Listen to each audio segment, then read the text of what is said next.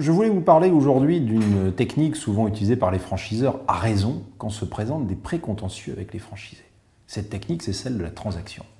Je vous rappelle ce que c'est que la transaction. La transaction, c'est un contrat par lequel des parties, pour éteindre un litige qui est né ou à naître, qu'elles définissent, vont se consentir des concessions réciproques.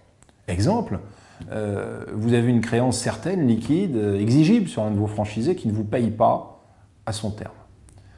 Eh bien, vous allez consentir un échéancier à ce franchisé.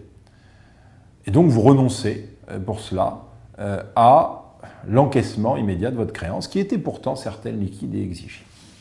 Le franchisé, en contrepartie, va également abandonner certains droits, comme par exemple celui de contester la validité du contrat de franchise, donc votre titre de créance, ou son exécution, c'est-à-dire l'existence, la consistance des contreparties qui fondent votre créance.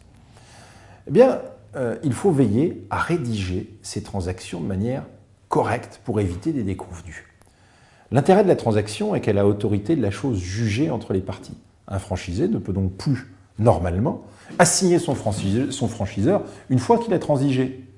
Mais cela n'est vrai que pour l'objet qui a été défini dans la transaction, c'est-à-dire le cadre défini par les parties dans la transaction.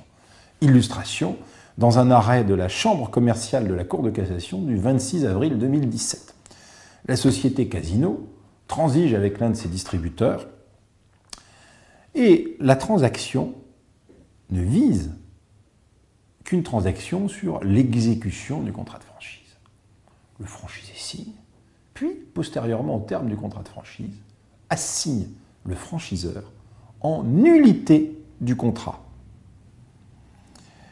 Et la Cour de cassation casse et annule l'arrêt rendu par la Cour d'appel dans la mesure où elle considère que la formation du contrat, c'est-à-dire les conditions de sa validité, n'entrait pas dans le champ de la transaction qui visait sa seule exécution.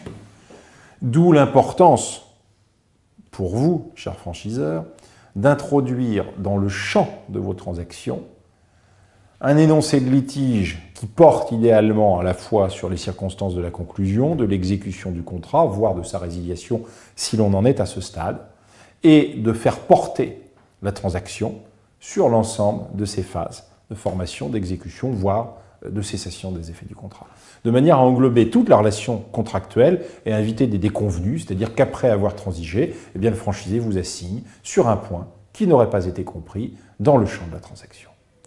Donc cette pratique est excellente, mais vous voyez, il faut être vigilant quant au champ des transactions à rédiger.